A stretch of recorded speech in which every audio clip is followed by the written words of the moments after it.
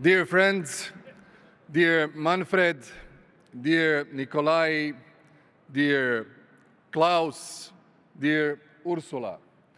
It's a great honor to address you today at the EPP Congress here in Bucharest. May I thank, on behalf of the HDZ and the Croatian delegation, our PNL friends for magnificently organizing this Congress that will lead us into the atmosphere of the campaign for the European Parliament's elections in June.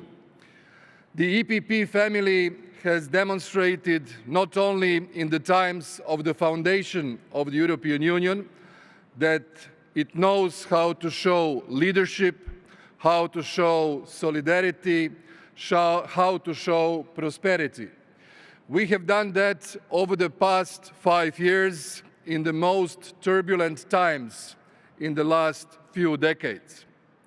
Namely, when Europe and the whole world and all of our nations were confronted with the COVID-19, the leadership of Ursula von der Leyen and the Commission proved to be essential at the times of the first ever Croatian presidency of the Council, that we work together and that we prevent the spread of this pandemic.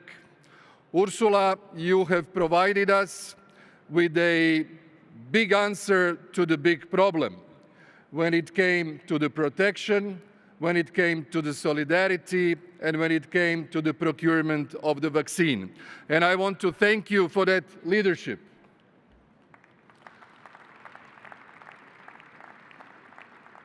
From the point of view of the newest and the latest member of the European Union, Croatia, the country that I represent, I can testify that the Commission, led by Ursula, has provided assistance when the assistance was needed. When our capital, Zagreb, was hit by a very, very big earthquake in the March of 2020, and our region of Sisak and Petrinja by another earthquake of 2020, Ursula and the Commission have given us immediate and quick assistance, and they have provided us with solidarity fund that we are using to rebuild our capital and to rebuild the houses and the buildings that were hit. I appreciate that, and I thank you on behalf of the Croatian people. The big answer to COVID gave us the EU Next Generation, which was an instrument that has enabled us to revive our economy. We were all facing a negative GDP in 2020, but with our national plans for recovery and reconstruction, we were helped to come back immediately to the positive trends. My country is a testimony how that can be done. The EU Next Generation goes to the amount of the 15% of Croatia's GDP. That has become an investment tool, it has become a tool for growth, and our growth has recovered, our agility has been strengthened, our resilience has been reinforced, and I want to say that we have a proof that such a policy functioned in the country where we needed it most. Thank you very much, Ursula, for that. In the speech, which was inspirational, that she gave to us, she played a game of associations with every and each leader which is here at the Congress. She linked Croatia and myself with the Schengen accession and the Eurozone accession. I have to say that we have done a very serious and diligent homework, but this homework would have been far more difficult to attain and to achieve had it not been for the strong support, for the political efforts, for expert support, and the general feeling of support of the EPP family and the Commission in particular. I can proudly say that Croatia's accession to Euro, Schengen, and the European Stability Mechanism is our joint achievement. Thank you also, Ursula, for that. Dear friends, the times that we live in are really challenging.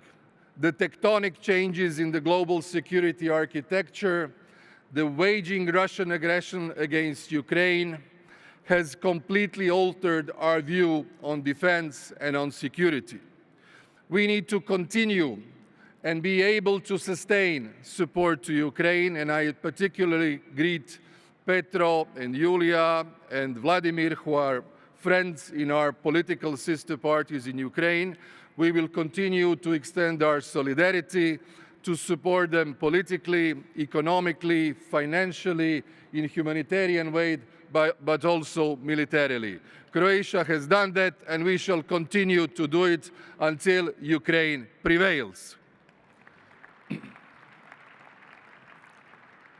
I would like to congratulate Petteri and Ulf on historic decision for the political culture and the system of Finland and Sweden. The magnitude of tectonic security changes in Europe is best viewed if we see that these two countries have abandoned the policy of neutrality and decided to join the North Atlantic Treaty Organization.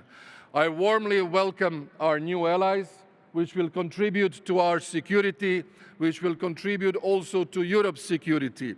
And therefore, this enlargement is extremely important for our future and for also a political message of deterrence and the signal that the European countries will take care of its own borders.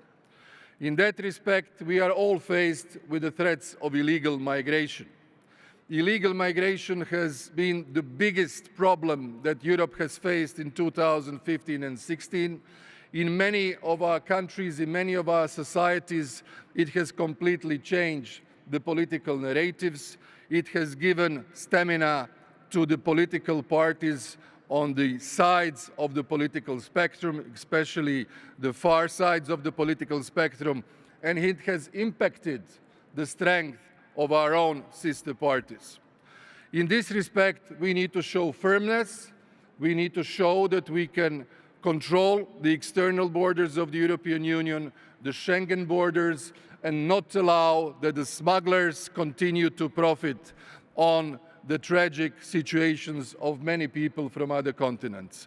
We need to preserve our way of life, our societies, and be very diligent and selective in controlling the migratory flows to the European Union. Dear friends, I want to say a few points about three friendly countries that I really care about. The first one is Romania, that is striving to join the Schengen area. We were in that process for a couple of years together. I would like to say that Croatia will strongly support you. We feel that you will continue to fulfill and strengthen the criteria, and that the moment will come as soon as possible to pass this political decision. I want to show the same type of support to Bulgaria, which is doing the same efforts regarding the Schengen area, but also we will extend you all of our experience and know-how in joining the Eurozone and thus strengthening your economy and the security of your borders.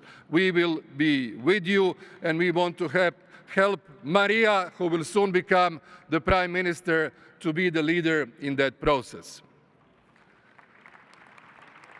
And finally, I would like to ask all of us, and especially the leaders and the heads of state and government, while we are preparing for the European Council, which will take place in 2 weeks in Brussels on the 21st and the 22nd of March, that we finally make the courageous step forward and decide on the opening of the accession negotiations with Bosnia and Herzegovina.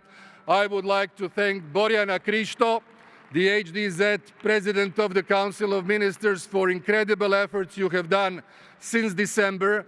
We need to create the atmosphere, and I count on you, Ursula, that we shall see a positive report coming from the Commission next week, and then that we can confidently say, yes, now it's finally the moment that Bosnia and Herzegovina joins the European integration, and that we pass the decision to open these negotiations. Borjana, we are with you. Dragan, we are with you. Ursula appreciates you and thank you for all the reforms you have done. This is crucial for your stability and your reform process, and we want to be the ones who will be your fervent, strong, and sincere advocate and friend. Dear friends, Croatia will, before the European elections, go to the national elections. This is the moment that we, for the third time, ask our citizens to renew their confidence in our program, in our values and our achievements. I can guarantee you that we shall see each other at the next Congress during the third mandate of my government. Thank you very much, and let's win the elections in June. All the best.